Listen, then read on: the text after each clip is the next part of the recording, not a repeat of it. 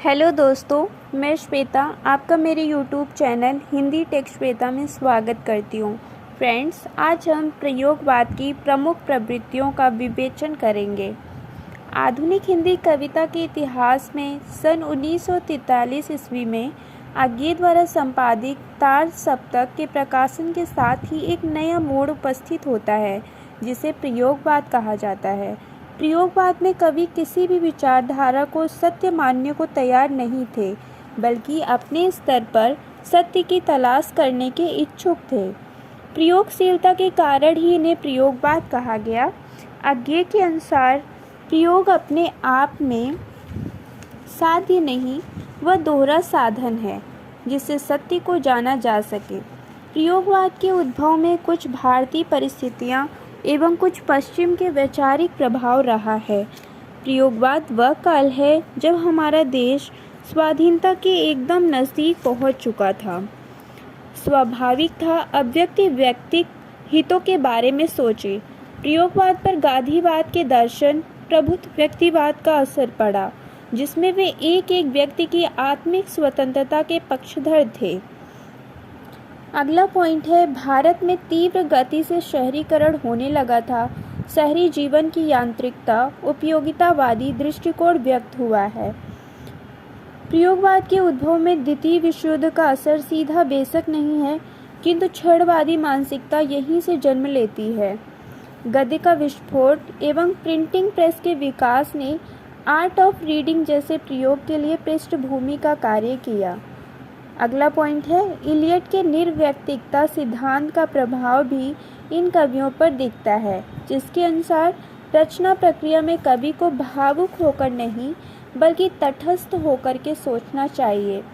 आज्ञे पर इनका गहरा असर हुआ। वह शेखर एक जीवनी में लिखते हैं, सुनो कवि भावनाएं नहीं सोता, भावनाएं खाद है केवल, जरा उनको दबा के रखो।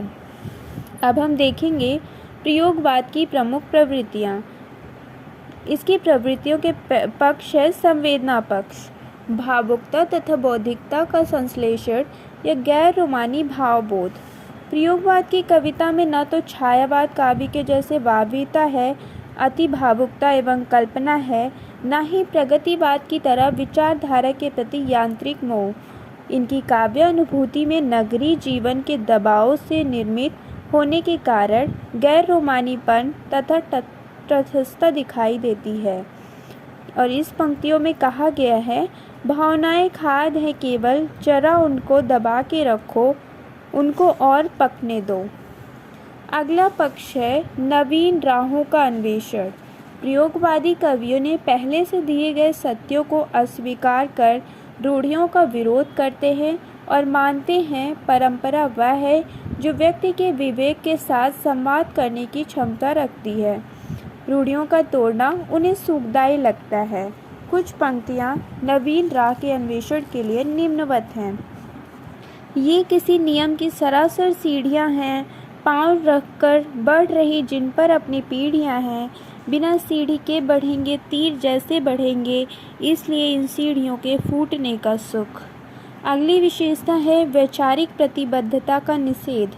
कोई भी विचारधारा एक यांत्रिक चिंतन पैदा करती है, जिससे केवल सतही एवं सैद्धांतिक तौर पर ही समस्या का समाधान किया जा सकता है। विचारधारा के प्रभाव में बहने वाली व्यक्तियों का निजी व्यक्तित्व खो जाता है। प्रयोगवादी कवि अपने विचारों को बांध कर नहीं रखते हैं। सभी कवि विचारधारा की इस बेड़ी से स्वयं को मुक्त रखते हैं। अगली विशेषता है व्यक्ति को महत्व। प्रयोगवादी कवि सामाजिकता का निषेध नहीं करते, किंतु व्यक्ति की निजी स्वतंत्रता पर बल अवश्य देते हैं। इनका मानना है कि व्यक्ति समाज से तो स्वतंत्र नहीं, किंतु समाज में स्वतंत्र है। आज्ञे जी नदी एवं द्वीप के माध्यम से व्यक्ति एवं समाज के संबंध को बताया है। हम नदी के द्वीप हैं, हम नहीं कहते हमें छोड़कर स्रोत स्पिनी बहे, वह हमें आकार देती है। अगली विशेषता है क्षण को महत्व। प्रयोगवाद अनुभूति का काव्य है और अनुभव क्षणजन्य होता है, इसलिए ये कवि क्षण को महत्व देते हैं। इनका मानना है कि कविता स्वानुभूति से बनती है। अज्ञे की प्रसिद्ध कविता एक बूंद सहसा उछली में इस भाव को अभिव्यक्त किया गया है। और सब समय पराया है, बस उतना ही क्षण अपना, तुम्हारी पलकों का कपना। अगली विशेषता है यौन चेतना की प्रबलता। प्रयोगवादी कवि व्यक्ति की सहजता की व्याख्या उनकी यौनिकता से सहज अभिव्यक्ति के अर्थ में करते हैं। अज्ञे का मानना है कि आज के सामान्य मनुष्य का मन यौन कुंठा से भरा हुआ है। अज्ञे की सावन मेघ और धनवीर भारती की ठंडा लोहा में लिखते हैं, न हो ये वासना तो जिंदगी की माप कैसे हो, किसी के रूप का सम्मान का मुझ पर पाप कैसे हो, नसों का रेशमी उफान मुझ पर श्राप कैसे हो। अगली विशेषता है शहरी प्रेम दृष्टि।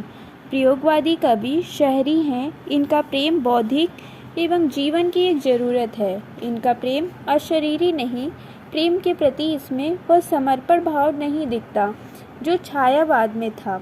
जैसे फूल को प्यार करो, झरे तो झड़ जाने दो, जीवन का सुख लो, दे मन आत्मा की रसना से, पर मरे तो मर जाने दो। अब हम इसका शिल्प विधान देखेंगे। प्रयोगवादी कवि ने शिल्प को महत्व दिया है। इनके अनुसार कवि की मुख्य चुनौती संवेदना की अनुभूति करना नहीं, बल्कि सटीक अभिव्यक्ति है। इसकी भाषा है। इन कवियों ने शब्दों को खुला आमंत्रण दिया, तत्सम, तद्भव, अंग्रेजी आदि शब्दों का चयन किया। शब्द शक्तियों की दृष्टि से इन्होंने लक्षणा का अधिक प्रयोग किया। जैसे कितने कमरों में बंद हिमालय रोते हैं, मेजों से लगकर सो जाते कितने पठारा। अप्रस्तुत विधान। इनके यहाँ उपमान बहुत महत्वपूर्ण है। जैसे जारजट की पीली पल्ली सी, धूल भरी बांसुरी सरीखा। बिंब। प्रयोगवादी कवियों का कविता का बिंब पर काफ़ी जोर है।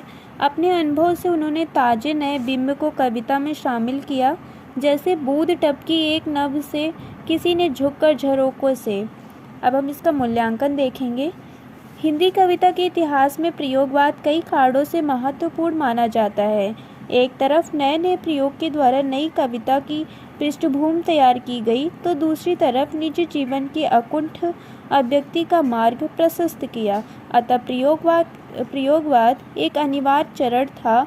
इसने हिंदी कविता को नए तेवर दिए जो अभी तक के इतिहास में नहीं उभरा था।